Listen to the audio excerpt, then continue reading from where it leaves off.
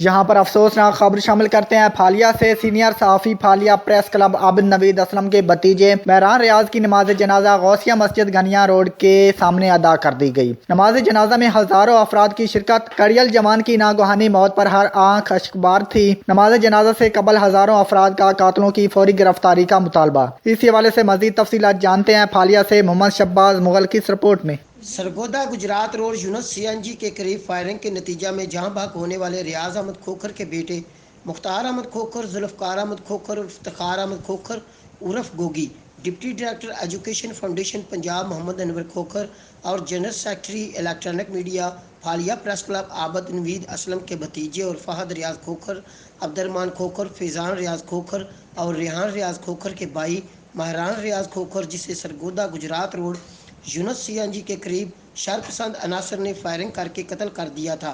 मकतूल महरान रियाज को हज़ारों सोगवारों की मौजूदगी में सपुर्द खाक कर दिया गया। जवां साला कड़ियल महरान की नागहानी मौत पर पूरा शहर अश्कबार था। नमाज जनाजा से कबल हज़ारों अफराद ने DPO सैयद अली रज़ा बुखारी से मुतालबा किया कि मकतूल के कातलों को फौरी गिरफ्तार करके कैफर किरदार तक पहुँचाया जाए। नमाज जनाजा में सियासी समाजी शख्सियात, ताजरों वकला, डॉक्टर, सहाफ़ी बिरादरी समेत सरकारी गैर सरकारी महकमों के अफसरानों मुलाजमीन के अलावा इलाका भर से हज़ारों अफराद ने शिरकत की।